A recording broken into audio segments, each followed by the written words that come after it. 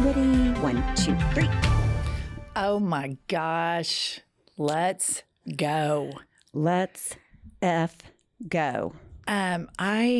First of all, welcome to IHIP News, where Pumps and I discuss, in our opinion, the news that is important to us. And I would like to dedicate this episode to all of the triggered white women that think that we shouldn't discuss politics. Yes, this one's for you. We're doing it for you. For you. Like Trump gets indicted for his supporters.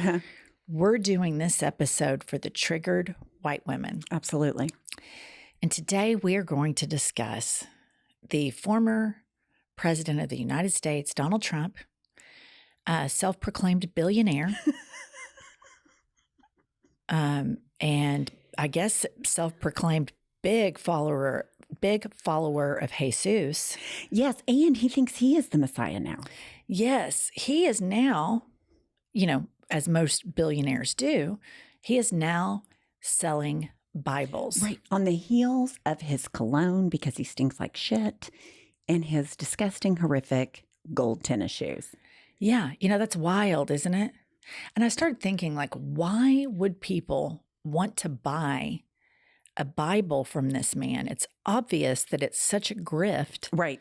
But then I realized these same people probably go to mega churches. And so grifting is just a part of their life. They do it all the time. Right. They're used to it. And he's kind of a televangelist, political evangelist, if you will. He totally is. All right, let's watch a little bit of this infomercial from the former president. This Bible is the King James Version and also includes our founding father documents. Yes, the Constitution, which I'm fighting for every single day, very hard. God bless the USA Bible. And it's just very important and very important to me. I want to have a lot of people have it. All Americans need a Bible in their home, and I have many. It's my favorite book. It's a lot of people's favorite book.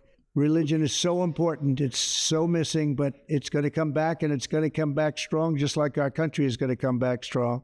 We must protect content that is pro-God. We love God, and we have to protect anything that is pro-God. Let's make America pray again. God bless you, and God bless the USA. So, this is so crazy.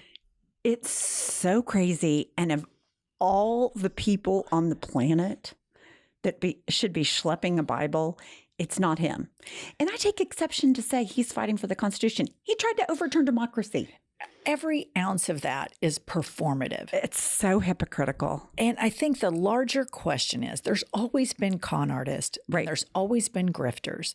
You look at, we did an episode a couple of weeks ago, about mega churches and the grifting that they do. This is exactly in that same vein. The larger question is, how stupid is the general public that believes this bullshit? It really is jaw-dropping to think that you would buy that grift from somebody that's committed fraud to epic proportions. Everything he's ever touched has turned to shit, including a fucking casino.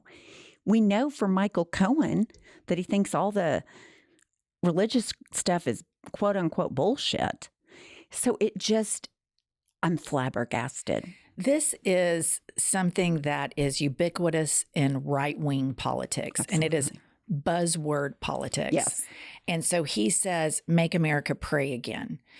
We have to support God, and we have to love God, and we always have to be pro-God. What does that mean? It doesn't mean anything. And I would even go as far to say, so which God are you talking about? Right. The one that committed mass genocide right before he flooded the earth and told Noah he could float around for a little bit? Is that the guy? Or the guy in the Old Testament that sent bears out from the woods to kill children for making fun of a bald guy? Is that the one that we're supposed to be pro-God? Because it's really blurry. It's murky. Or is it Muhammad? Or is it, some Hindu god? It's just what he says means nothing. Nothing. And sadly, it goes into the brains of this mega church population. And these people are not big thinkers. Their whole worldview is in a box. This is the way it has to be, and everything's a binary choice. You're male, you're female. You're heterosexual only. You go to church, you love your country, you can't have big thoughts. The earth is 6,000 years old, and they have all of what the world is supposed to be in this little box. And so what he says feeds their bias that the world and the brain is really small, because to these people, they have to let their brains be tiny in order to live in this worldview. And can you imagine navigating school or the internet when you have all of this other available information that disproves everything that he just said? It's so sad to me, having grown up in the evangelical world, how much that I missed, how many critical thinking skills I don't have because I wasn't taught.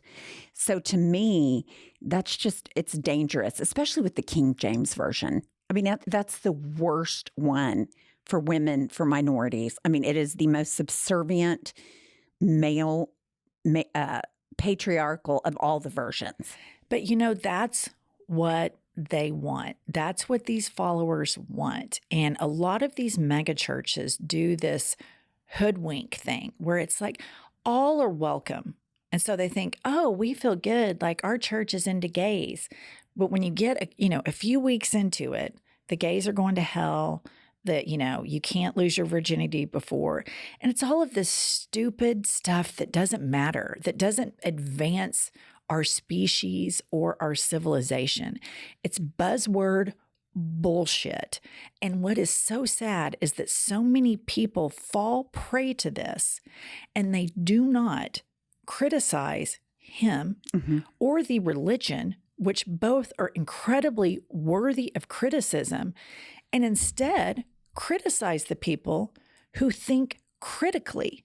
They think that critical thinkers that are truly looking for some form of the truth that is inclusive and accepts all people and what are the best ways for civilization to advance, they deem those people the problem. So in his worldview, it's all of this teeny tiny little box that you have to fit everything into. And it's just so fucked up. It's so fucked up that so many Americans in the year 2024 fall prey to that crap. I mean, I watched that and I'm like, is that an SNL skit? Right. It seems like an SNL skit. It has been, I think, now. And sadly, it's not. And I also want to talk about here the Christian obsession with masculinity. And I think that the Christian obsession with masculinity is very much tied to their obsession with Trump, because he tries to present this hyped up alpha male. And they even Photoshop the photos of Trump, to make him look more masculine with pectoral muscles and a six pack and make him look like Rambo or something. Furthermore, a lot of mainstream Christians that I know, when you sit down and have a conversation with them, they'll say, oh, yeah, I'm totally for gays. I have a gay cousin. Or, yeah, I'm totally for a woman's right to choose. But then if you go a little bit deeper into the conversation with them, they will look you straight in the eye and say, oh, no, I believe that the husband is the decision maker in my household and that I have to submit to him. And they say it with a straight face. And I'm like, girl, please. Girl, please. Yeah. I mean, it's just, that to me is so backwards in terms of women have to be the head of their families because so oftentimes men fail. Right. They fail their children, they fail their marriage. And I'm not saying women don't. Right. But I'm saying to put your decision making and your best interest in your future in the hands of a male, that is a dangerous and scary proposition. But I'm really fascinated by this Christian obsession with masculinity and how it bridges over to Trump. And at the end of the day, Trump projects that he's an alpha male, but all you can do is just take the most brittle of fingernail and scratch right below that orange makeup. And he is not even a beta male. We're talking zeta male. Right. He's wildly insecure. Wildly insecure. Constantly having to be braggadocious about all of these made up accomplishments. The fact of the matter is, if this guy didn't inherit money Right. from his father, he would have been in prison a long time ago. Absolutely. It is his privilege that has kept him out of jail because he is a serial criminal from the jump. And so I am just in this time on earth where we're seeing in our country women's rights erode. Any party or any movement that is really pro masculinity and pro male, particularly white males, I think we all got to tuck and roll away from that. Absolutely. I think it is incredibly dangerous. And here's the thing, too. White males have had quite a run. Mm-hmm. And there's some things that they've done right. And there's also a lot of things that they've gotten wrong. We need to inject more women into positions of leadership, into politics. And I think our country could be far better off. I would argue that had the person who won the popular vote, Hillary Clinton, been sworn in after that election where she ran against this guy, the country would not be this divisive. I agree. I absolutely agree. I think he is a divider. And I think anybody that does not support women and wants women to be subservient to them is a red flag poster for I am insecure. It is. And there's these people, the situation with Trump is he will appoint people in his cabinet where if he were to be elected again. And I just read online, he went to Josh Hawley, who's a big Trump supporter who did the white power fist right before January 6th, and then you see him running away. Right. Josh Hawley is a part of this men's movement. And Josh Hawley went to this at the end of 2023. He went to this big men's prayer group, and it had Josh Hawley, Craig Groeschel, who is this big mega church, life church pastor who has like churches all over. And they did this only men allowed and only men pray. And then I look at our state, which goes unabashedly for Donald Trump. And then you look at the church leaders that support Trump and support Trump's surrogates. And this is why these red states never advance, because nobody in the church has the balls to stand up to this guy. That's right. And say, your Bible is bullshit. You're making a mockery of our religion. And you want to know why? Because the mega church pastors also make a mockery of their religion with the prosperity gospel. There's all of this emphasis on tithing and on expansion. Trump's emphasis is, I need to get out of jail free card. That's right. But it's all still the very same grift. It's a grift from the jump. And it is, I think that evangelical leaders that are praying over Trump and are rah-rah Trump are completely missing the boat of what they're selling in their gospel. They're enablers and co-conspirators Absolutely. With his grift. The reason that they cannot morally call out Trump is because they morally do the same thing that he does, which is grift the general public, and they use buzzwords. It's buzzword therapy and buzzword politics, and it doesn't ever treat people and help society and civilization advance in a cohesive way. But speaking of grifts, as you know, as you pointed out in some of your series, Lara Trump, the Nepo baby leader of the RNC now. Right. Wildly and bizarrely just released a single. Seth, if you'll play her single. So don't think, just jump. You can't give up. Know that anything is possible. Okay, what the fuck? Is she jealous of Beyonce and Taylor Swift? Is that what it is? Here's what amazes me the most about the whole thing. Why does she think she's a good singer? Because she's not. And why does she not have any friends that tell her you're embarrassing yourself? Apparently not. All of this plays well within that cult. It's so bad. I guarantee you the same people that bought the Bible buy this. and the shoes and the cologne and go to church and tied to their mega pastor, downloaded this horrible song. Horrible. That sounds like Christian rock, which is just not even that great of a genre of music. And here, let me just give you a hypothetical. If the head of the DNC or Michelle Obama Oh my God. released a single, Fox News would be in the ER. They would be hyperventilating.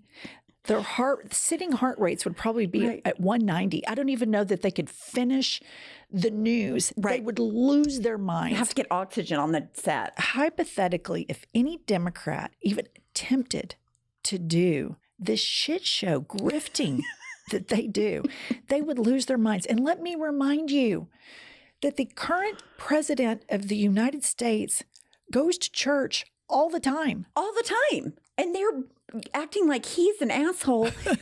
And Trump, who holds the Bible upside down, calls 2 Corinthians 2 Corinthians because he is so unfamiliar with the book. They act like he's fucking Messiah. I'm like, what is happening? And then I just have to go on saying this, she's a terrible singer that even auto-tune can't help. It's bad. And it's bizarre. It's bizarre. It's bizarre. It'd be like if I walked in and said, you know what I'm going to do today? I'm going to record a single. Kylie, get in here and let's just drop a auto-tune it. single. Let's Yeah. just drop. Like, who the fuck does that? I just think that there is this la la land that this cult lives in, and they're just in it. They're freebasing, injecting and snorting Facebook, Newsmax, Fox News, and Truth Social. And in their world, they go from this to the megachurch, and they've got guns and Bibles and, I guess Trump's cologne, and they're wearing gold lame sneakers. It's the weirdest fucking cult on the planet. I wish I could live long enough to see what the history books write about him and his grift, because I think it will be chef's kiss. I think a lot of it's already being written. No, I know, but I mean, like 100 years from now, what are they going to teach in history class about this motherfucker and all the crazy shit?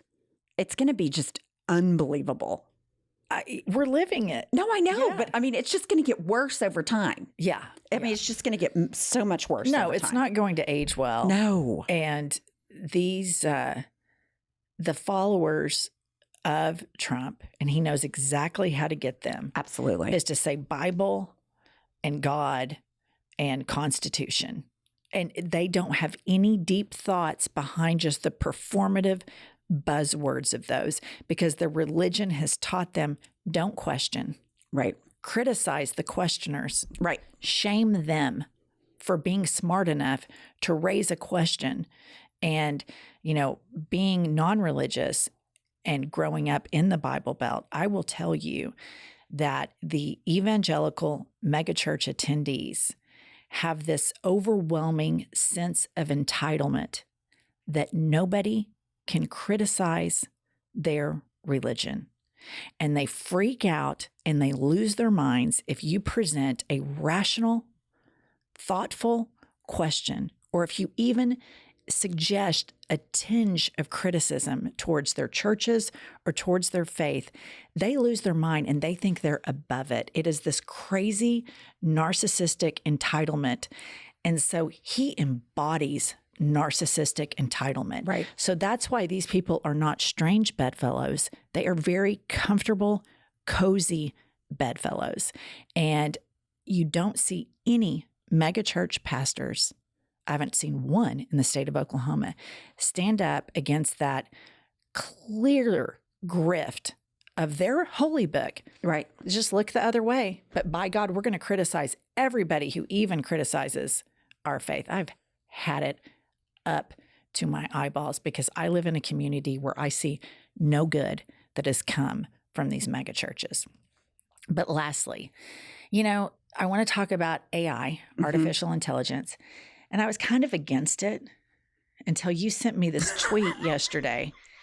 And so, full disclosure, the video you're about to see is artificial intelligence. And only our illustrious pumps could have found something so beautiful. Speaking of a chef's kiss.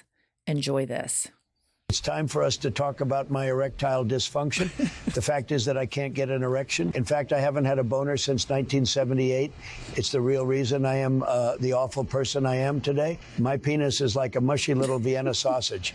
It even has that disgusting gelatin all over it. And the reason I said grab them by the pussy is because that's all I can do. I don't get hard. I've tried it all.